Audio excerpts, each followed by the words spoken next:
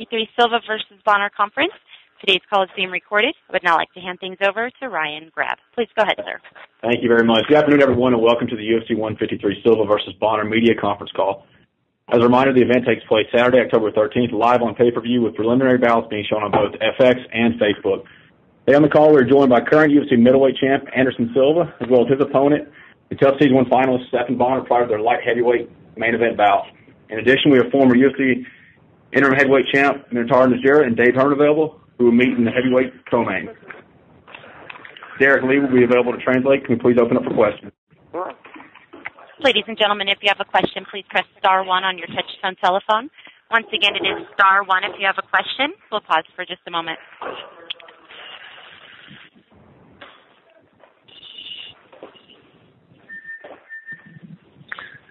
Our first question comes from Jeffrey Harris, 411mania.com, MMA. Thank you all for joining us today.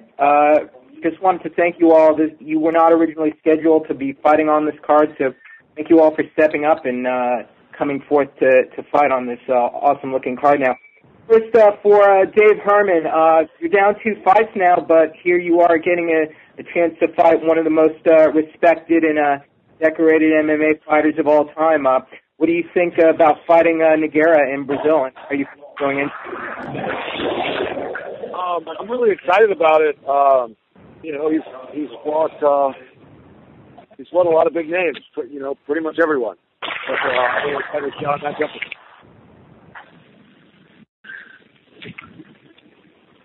up. Hello, Dave. Yes. Oh, okay. I'm sorry. I didn't catch your tail end of your answer there. But he's fought a lot of big names, and I'm excited to see how I match up with him. For Minotauro, how eager were you coming off your last fight to fight again in your home country? Rodrigo, você estava animado para saindo dessa última luta para poder lutar de novo aí no Brasil?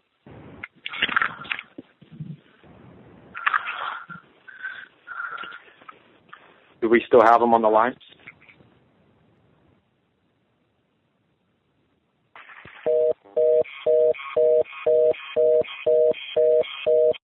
Hello? All right. Everyone, this is the operator. It appears he did disconnect. Okay. I'll just go ahead and ask Stephan. Stephan, this is without a doubt the biggest fight of your career. I know there's some issues with your wife expecting. Just how are you feeling right now emotionally with all that going around? Biggest fight of your career and also the birth of your first child. I'm actually juggling the training and the baby stuff pretty good. It's all this media stuff that really keeps me about to go postal. Just being honest with you. I mean, I've usually trained for a fight for 3 months, and I'm crunching that into 3 weeks, but at the same time, just doing an ungodly amount of media stuff. So, yeah, last night I was on the verge of going postal. All right, thank you. Here. Up next, we'll take a question from Kevin Io, Yahoo Sports. Hi, thank you. I guess I have a suggestion for Stephan Bonnar. If you go postal, Stephan, go postal on Anderson Silva and not on any of us. I'll try really hard to hold out for another week, Kevin. There you go, buddy. My first question is for Anderson. Anderson, I wanted to ask you, Tom Brady, the quarterback for the New England Patriots, had some interesting comments that I wanted to see if they relate to you. And one thing that he said is that my mind never allows me to rest. I play with a chip on my shoulder, and I have some deep scars from my ever healed. That's what makes me the player I am. And I wonder if you fight with a chip on your shoulder and that whether you feel your mind never allows you to rest. O Anderson, ele falou que tem comentário essa semana do quarterback do Patriots, aqui do futebol americano, que o Tom Brady falou que a cabeça dele nunca fica relaxada e que ele tem muito peso nas costas dele, então ele tem muitas cicatrizes de guerra, que é isso que faz ele querer sempre inovar e sempre estar no topo do jogo. Você acha que isso é parte da sua estratégia também na tua cabeça para entrar na luta? A estratégia de luta é basicamente fazer o que eu venho fazendo sempre, né? Em todas as minhas lutas, não mudar muito o que eu venho fazendo. É manter o meu foco e fazer o que eu nasci para fazer, que é ser criativo e técnico suficiente para poder lutar. The main thing for me stepping into the fight and every fight is basically to keep my mind at ease and clear out of everything else to be able to do what it is that I do best. I mean, I want to go in there and be able to be as creative and technical as I can, and I want to keep doing what it is that I was born to do. Anderson, can you put your finger on the difference in you over the last 6 years since you've been in the UFC compared to what you were when you were in Cage Rage and Pride and whatnot? You know, you were a very good fighter then. Most people now consider you the best of all time. What is the difference in your mind between pre-UFC Anderson Silva and post-UFC Anderson Silva? O que você acha que as diferenças de você antes de entrar no UFC e você hoje em dia? Claro que na época do Pride de Cage Rage era um grande lutador, mas considerado o melhor de todos. Qual que você vê que são as maiores diferenças? Para mim, todos eles tiveram uma grande importância de chegar na UFC, né? Antes de chegar do campeão da UFC, o primeiro título mundial foi dentro do setor, o campeão mundial de 2001, né? Defendendo o cinturão, ganhando o cinturão do Hayato Sakurai no Shoto. E os outros eventos vieram para me ajudar a fortalecer uma habilidade natural que eu tenho. E isso serviu de base para que eu chegasse bem no UFC.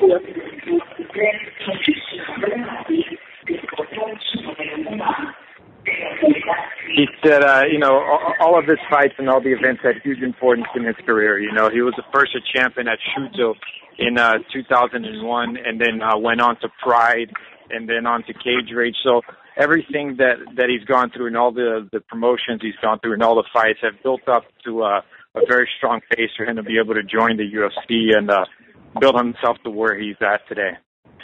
Good, thank you. And I have two other short questions, if I might. Anderson, one other one is, I heard that you had a drill that you did at some point in your career, and I don't know if you still do it now, where you threw a ball at the wall and then had your head move to mimic missing punches. Do you still do that? And if so, how did you come up with that idea to work on that? Fala daquele treino que você faz quando joga uma bola e você tem que esquivar. Como é que você bolou aquele treino e como é que é feito? Na verdade é um treino assim que eu já, assim, uma das coisas que eu gosto de fazer é sempre estar criando, né? E a gente resolveu criar aquele movimento e é um treino que eu já faço há muitos anos, desde que eu treinava capoeira, assim, há muito tempo. E é uma coisa que me ajuda no reflexo, ajuda na resposta rápida que eu preciso muitas vezes dentro da luta, entendeu? He said he's always trying to create new things and create new ways to improve himself. So that's one of the training regimens that he started back when he was still training capoeira. And it's something he believes helps his reflexes, his quick response, and something he can really take into the octagon. Okay. And then finally, Anderson, you opened up as a 14-1 favorite, which is, if not the biggest favorite in UFC history, one of them.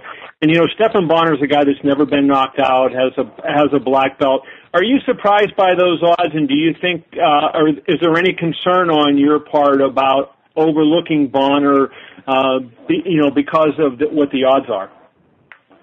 Você abriu nessa luta como um favorito 14 vezes superior ao Bonnar, que talvez é um recorde do UFC, mas ele é um cara que nunca foi finalizado, nunca foi nocauteado. Tem aquela certa pressão do cara estar sendo um pouco menosprezado? Para mim, Stephan Bonnar é um grande atleta, é um cara que faz parte da história do UFC. e tem os seus valores dentro do UFC, e é um cara que é perigoso, é um cara que é bom em pé, bom no chão, tem um bom wrestling, tem uma boa defesa de queda, é um cara completo. E tem que estar, para você ser um atleta do UFC, você tem que estar sempre bem treinado, você tem que estar sempre bem preparado para qualquer situação, entendeu? Então, a minha opinião é que qualquer cara que venha lutar no UFC com qualquer outro adversário não pode ter na cabeça dele menosprezar algum adversário ou coisa parecida, porque ele pode ser finalizado ou até mesmo nocauteado. Essa é a minha opinião. He said his opinion on Stephan Bonnar. I mean, he's a great athlete, part of the history of the UFC, has a ton of value in the UFC. He's a very dangerous guy. He's good on his feet. He's got good groundwork, good wrestling. He's got good takedown defense. So, you know, really anyone has to be very well trained to beat anyone lightly because anything can happen.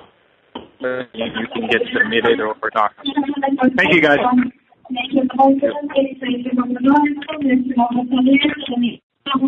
Up next is Franklin McNeil, ESPN.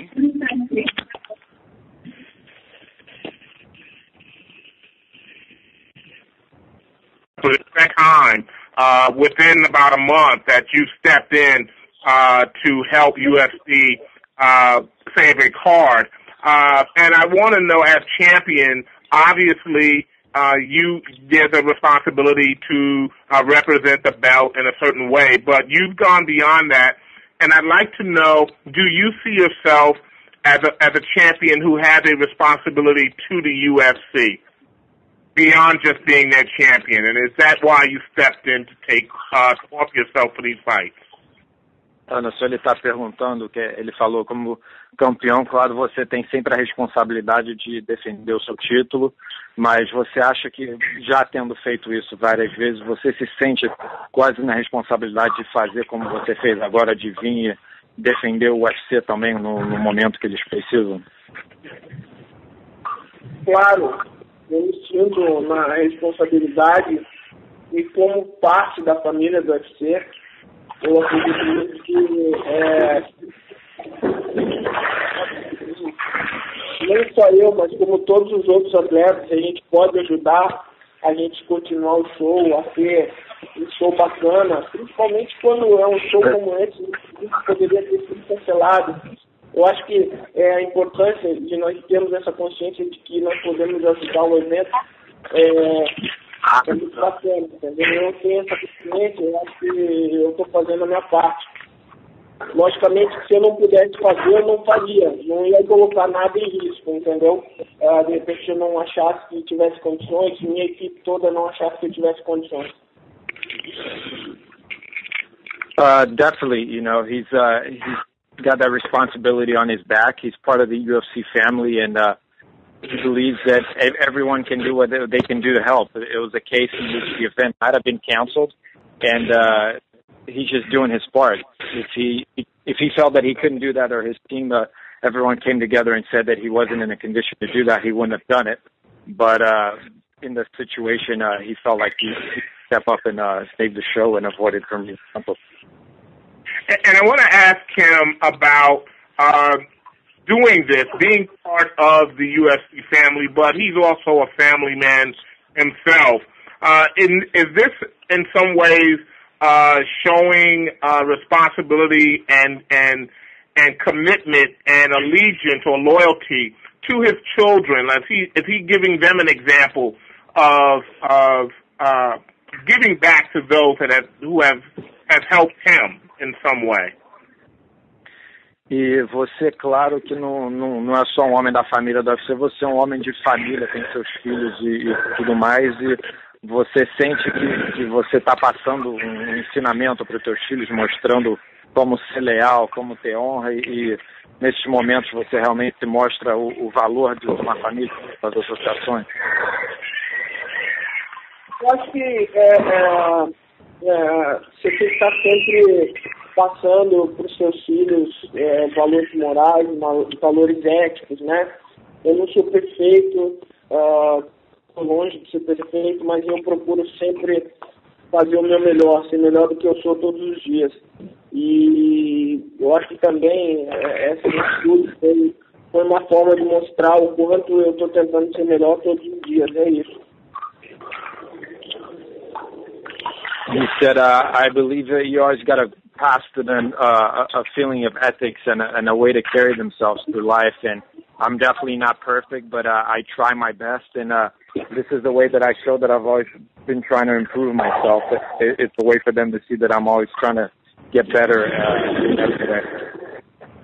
And my last question is for Stephan. Stephan, the last time we talked, one of the issues that you raised was having to cut the weight, really in a relatively short time, and you were enthusiastic about going through this process, though you knew it would be difficult. I want to know, how are you doing? How is the weight cut going, and how are you feeling? You know, I really don't believe I ever said that weight would be any trouble. That wasn't never really a concern for me. Making weight's always been easier. The concern was from pretty much coming out of retirement to getting in good enough shape in that short amount of time. So, and yeah, I've been trying as hard as I can, and I feel like I'm in good enough shape to fight 3 rounds. Okay, thanks, Stephan. You guys take care. Thanks, Franklin. AJ Perez, FoxSports.com. Hey, AJ, before you get started, I want to let everybody know that Minotauro is back on the line if you have a question for him. So this is actually for Silva. I know Stephan just addressed it. 3 rounds versus 5. I just want to see what Silva thinks of just being a 3-round fight, even though it's a main event. Anderson, como é que é lutar numa luta de 3 rounds em vez de 5? Mesmo sendo main event, são 2 rounds a menos que você está acostumado. Eu acho que cada luta é uma luta, né? A gente preparando para fazer essa luta de 3 rounds, fazer bem, né? Independente de vitória ou derrota, a gente está se preparando para fazer 3 rounds bem feitos, de uma forma que o público goste de ver a performance, mesmo não sendo a minha categoria. E eu acho que cada luta é uma luta, né? Eu acho que nós, todos os atletas daqui, temos que se preparar para lutar 5, 3, 4, 1, 10 rounds, a gente tem que estar preparado. E eu estou me preparando para lutar os 3 rounds. He said every fight's a fight, and no matter 3 or 5 rounds, I mean, I'm training the best that I can to put on a great show, win or lose. I want to put on a great performance for the fans, and I don't know how long it'll take to complete this fight, but no matter how long, every UFC fighter should be ready to fight either 1, 3, 4, 5 rounds, how many rounds it may take. Thank you. Our next question is Luis Montes, UOL. Anderson, Luiz do UOL. A minha pergunta, eu queria saber, o Dana White falou hoje que o Stephan Bonnar é talvez o seu maior desafio na sua carreira. Você chegou a ver essa declaração e como você encara essa posição do Dana White em relação a você? Ele acha que o Bonnar está preparado para ganhar de você?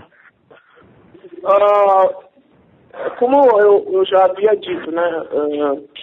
Todos os atletas que estão no UFC estão preparados para serem campeões e para vencerem, né? Nós temos os melhores lutadores do mundo hoje, são do UFC. E para mim, lutar com o Bonnar é uma honra, entendeu? E é claro que qualquer um pode ser vencido por ele. Ele é um grande campeão e tem todas as condições para vencer não só a mim, mas qualquer outro atleta que vai lutar contra ele. Eu estou me preparando, estou treinando forte, sei que é um grande desafio, um desafio que vai exigir muito de mim e espero fazer uma boa luta. É uma luta que eu devo para o público brasileiro e aceitei também justamente por isso, por dever isso ao público brasileiro, para responder todo o carinho que o público brasileiro me deu na minha última luta. So the question was, I guess Dana said something, Bonnar is the biggest challenge in Anderson's career. And Anderson's response to that was, as he's been saying, everyone in the UFC is prepared to be a great champion. Everyone's prepared to win with the greatest fighters in the world. And Stephan Bonnar is an honor to be fighting him. He's a great champion. He's done a lot in his career, and it's definitely going to be a great challenge. I feel like I'm prepared, but I also wanted to step up and take this fight because I wanted to give back to all my Brazilian fans who have supported me in the past few fights. But it's definitely a great challenge to face Stephan Bonnar.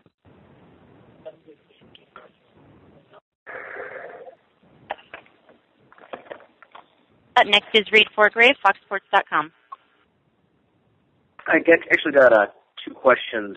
First one for Anderson. I'm curious, known as the greatest UFC fighter of all time, what does this fight mean for your legacy? What is the risk and reward here? Well, Anderson, muita gente fala que você é o melhor lutador de todos os tempos.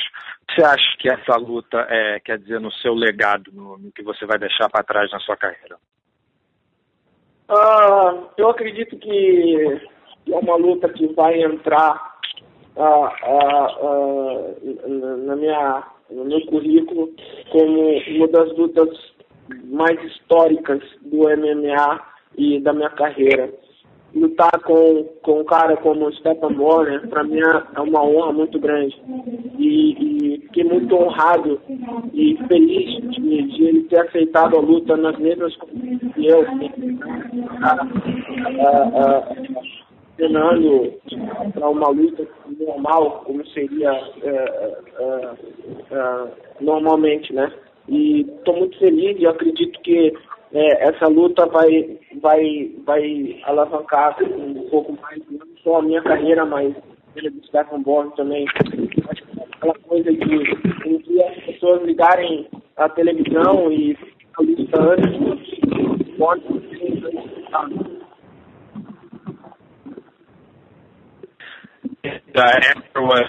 I believe this is going to be one of the biggest fights in UFC and in my career.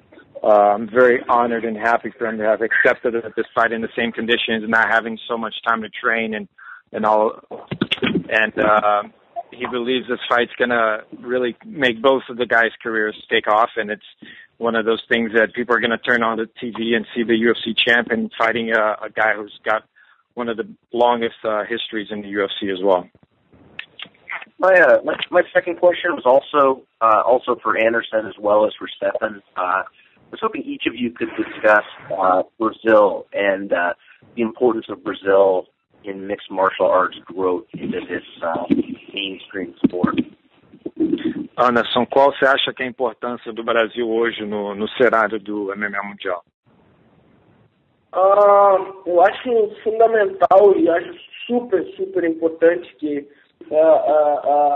as pessoas conheçam e entendam o valor que o Brasil tem, porque o Brasil tem, acho que os melhores atletas da modalidade. Nós temos muito material humano, grandes atletas aqui no Brasil, e é um país que tem tradição em luta, né? Não menosprezando os outros países, como Inglaterra, Japão, que tem grande tradição na luta, Estados Unidos também. Mas, cara, nós temos um legado dentro da luta, né? He said, I believe it's really important for everyone to realize the value of Brazil and all our athletes in the MMA scene today. I mean, we have some of the best athletes in the world fighting in MMA. And it's important. I mean, I'm not putting down all the other countries, the Americans, the Japanese, Canadians, the British. Everyone's got great fighters, but Brazil seems to have a very strong tradition in MMA and some highly capable athletes. Stephan, I know you trained under Carlson Brady. I wonder if you could discuss Brazil as well. What was that last part?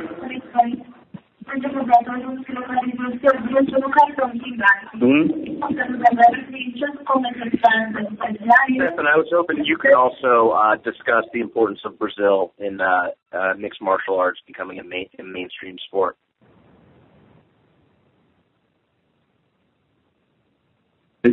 spent the first half of my career with Carlson Gracie. I was really close to it. You know, he's kind of like a father figure. And after he passed, I've been with Sergio Pena the second half of my career. And I kind of feel the same way about him. I'm really close to him, and I feel like Brazil's a part of me. Definitely a part of who I am as a fighter.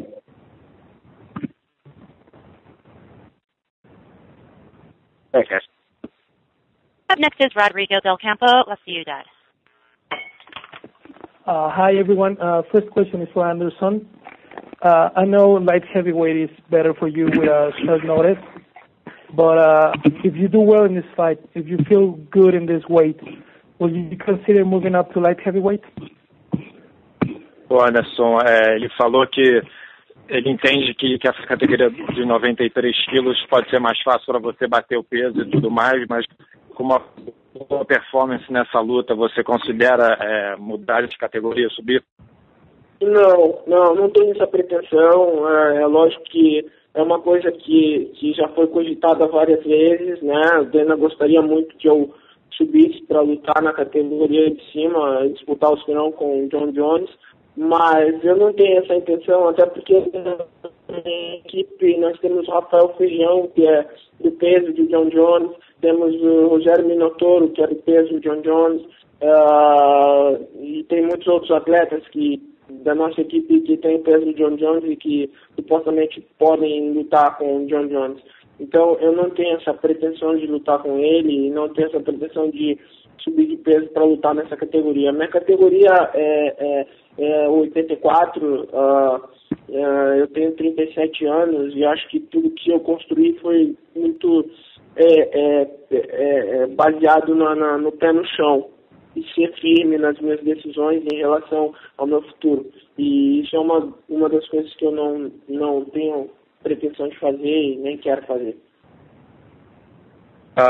He said there's been always a lot of talks about me moving up to 205. I know Dana has talked about it a lot. All the fans have talked a lot about me moving up and facing John Jones, but it's something I've never wanted. I won't be pretentious to say that I'd want to move up, especially because there's other guys in that weight class in our team, like Rafael Feijão and Minotauro Nogueira. There's other guys that could potentially face John Jones in the future. So, and you know what got me this far is that I'm grounding. My weight class is 185. I'm 37 years old, and I feel like I need to be honest and continue what I've built, which is to keep defending my belt at 185. Okay, and one question for Stephan. Stephan, you've had a long career. You started in the first The Ultimate Fighter when the UFC was just gaining wind and airtime on TV. You've been here for this explosion of MMA and UFC on media, and now are fighting in Brazil, where it's just nuts to see the fighters there.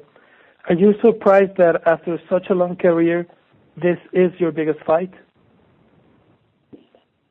Well, I mean, I don't know. Aren't your biggest fights supposed to come at the end of your career?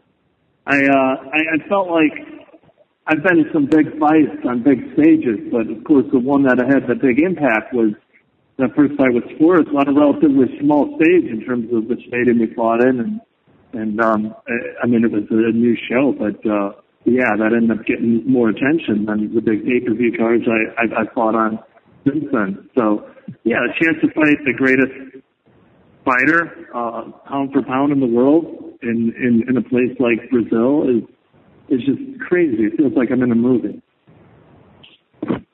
Okay, thank you everyone. Be safe. Next up is Adam Martin, The Score. Hey, my first question is for Dave Herman. Dave, you made some comments in the past saying that you don't think that Brazilian Jiu-Jitsu works. I'm just curious if you stick by those comments, and you know you're facing Minotauro, who's like one of the best in the world. So, have you been training your BJJ for this fight?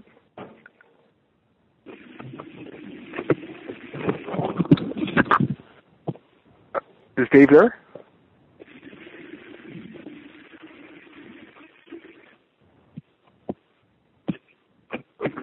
Okay, I'm guessing Dave Herman's not on the line anymore.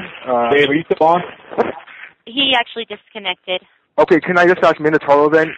Dave made some comments saying that he doesn't believe BJJ works. What do you make of those comments he's made in the past? Rodrigo, se você estiver na linha ainda, ele perguntou o que você acha dos comentários do Dave. I get it. Everyone comment. Everyone can whatever they want to. My BJJ works very well. I have like 33 wins in my career. Like 20 of them are defeated by Brazilian Jiu-Jitsu. I know that works. I believe that works.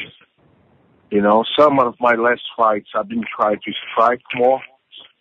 But for this fight, especially, I train a lot of Brazilian Jiu-Jitsu. If I have a chance to finish on the ground, I'll go for it. I will try, or any submission or knockout. Like, especially for this fight, I'm training more my Brazilian Jiu-Jitsu. Minotauro, how are you feeling? You've been out for a long time, so are you 100% now? Yeah, I'm feeling good. I'm super strong on my arms. I have a better, my arm just broke my last fight.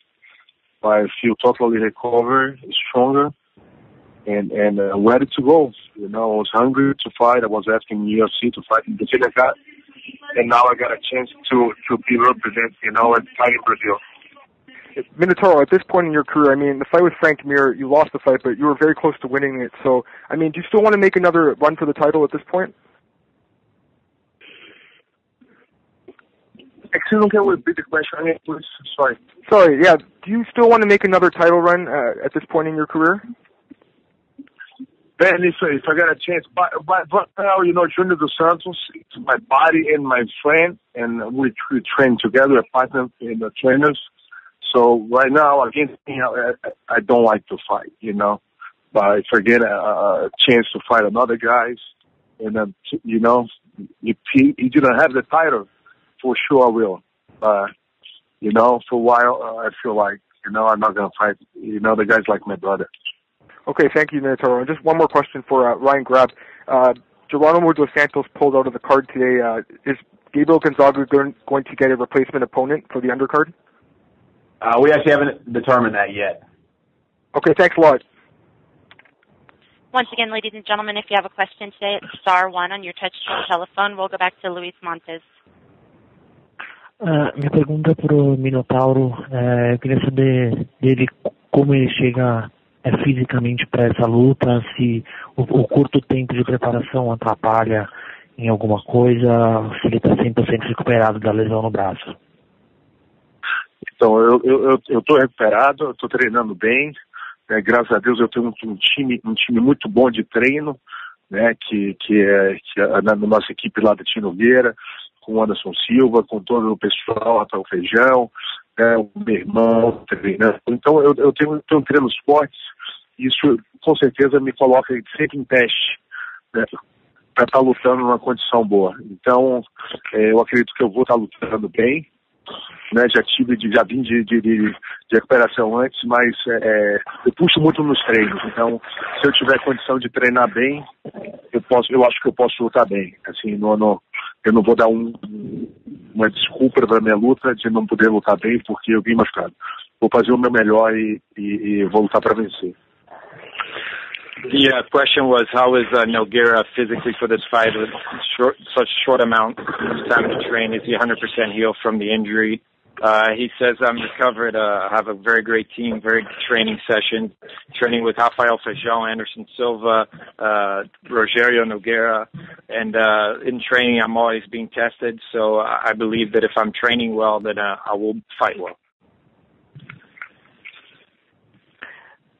Minotauro, na sua última luta contra o Frank Mir, quando você se machucou, você teve a oportunidade de vencer o combate naquela ocasião, né? Mas não sei, a impressão que ficou foi que você queria finalizar no jiu-jitsu, sua especialidade. Nessa luta agora no UFC Rio, se tiver a oportunidade de nocautear, enfim, vai com tudo ou vai de novo pro jiu-jitsu?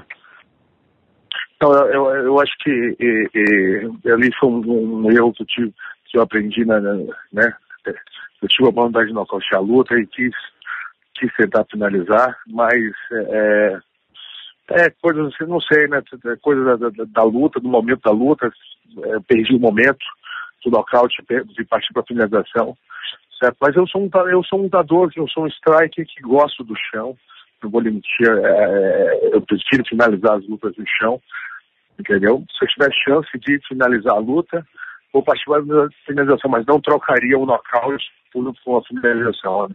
Acho que foi uma lição aí na última luta. The question was in the fight against Samir, he had the opportunity to knock him out, and he decided to go for a submission.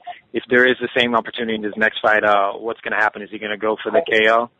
He says it was a mistake. I learned from that fight. I had the opportunity. I don't know, it was spur of the moment. I decided to go for a submission.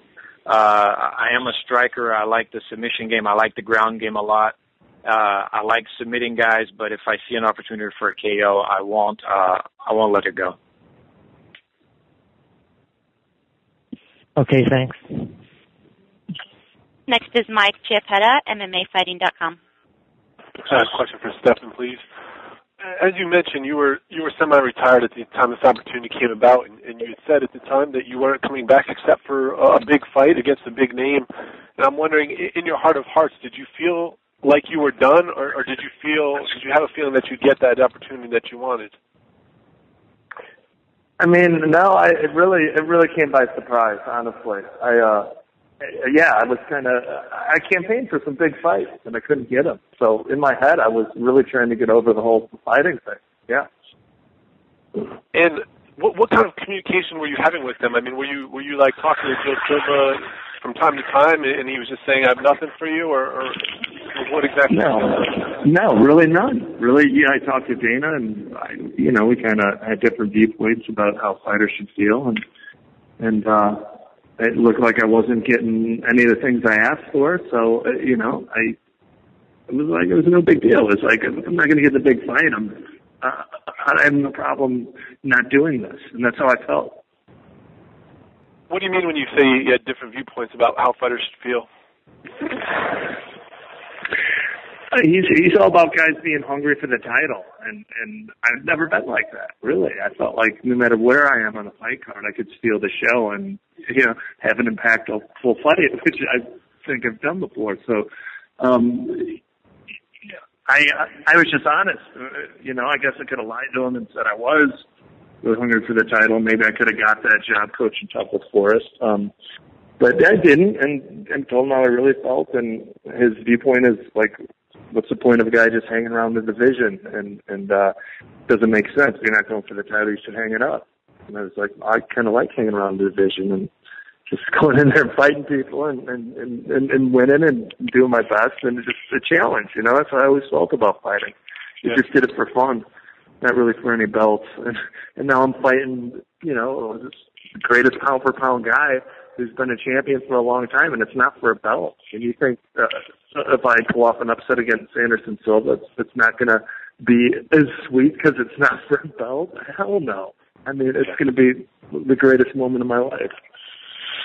And what do you think, I mean, win or lose, what do you think your future would be after this? I mean, because obviously you're going to have the same attitude and how you look at your career, and Dana's going to still have his same attitude. So what do you think will come of it, after this fight?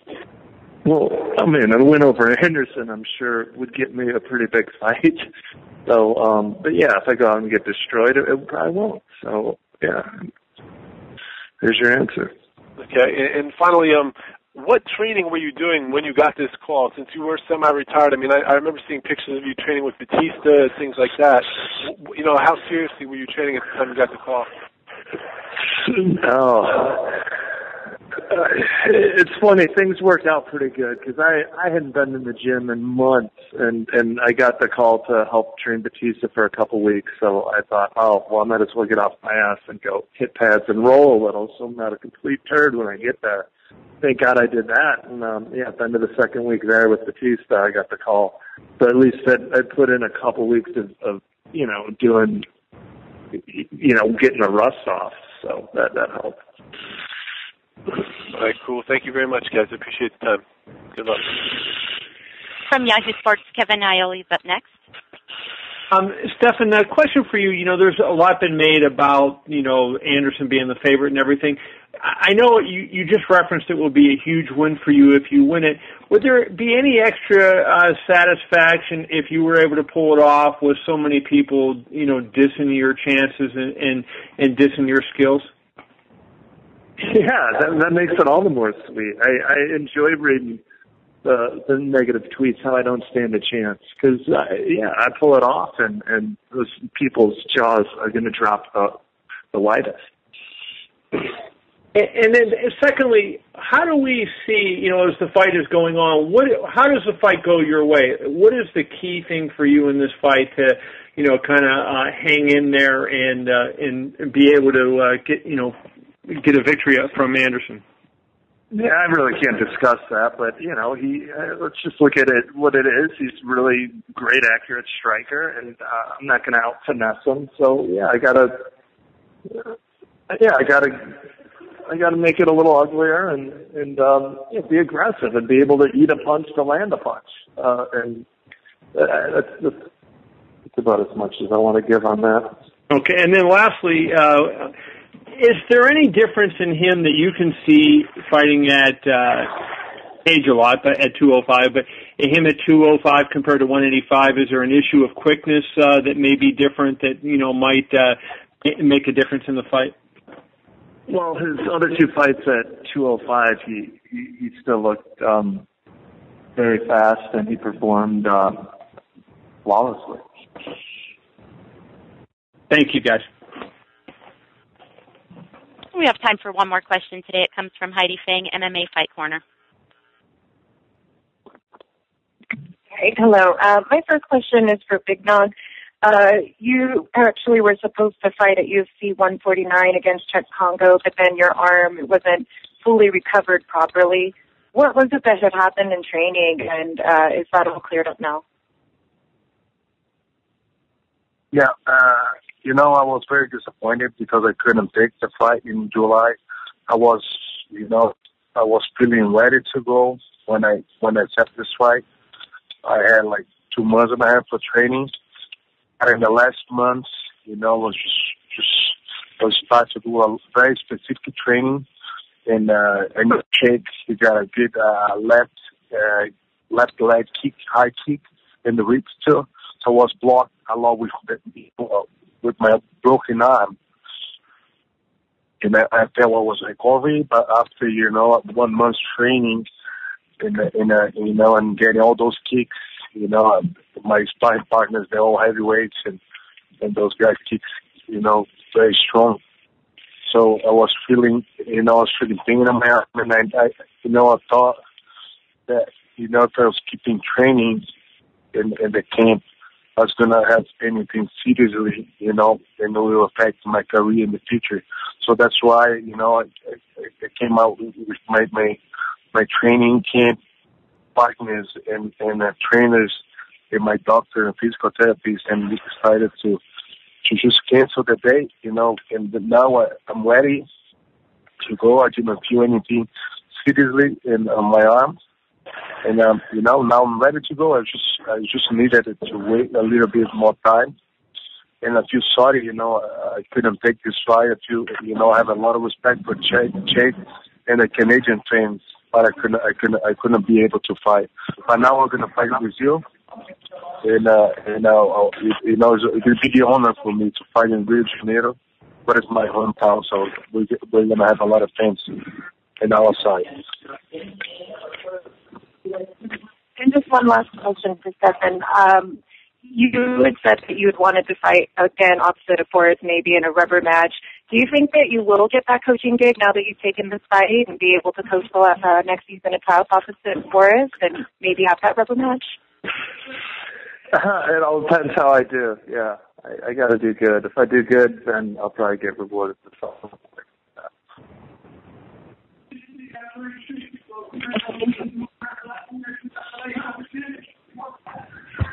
And that's all the time we have for questions. I'll turn the call back over to our speakers for any additional or closing remarks. Thank you very much. I want to thank the fighters for jumping on the call today, as well as the media, and Derek for translating. Got a programming note for tomorrow. UFC on FX, Brown versus Bigfoot, where at 8 p.m. Eastern and Pacific, with the tape delay on the West Coast. FX prelims, are live at 5 Eastern, 2 p.m. Pacific, and the Facebook prelims are live at 4 Eastern, 1 p.m. Pacific. And then immediately following Brown versus Bigfoot, the Open Fighter Fridays will air at 10 p.m. Eastern and Pacific. Have a good afternoon.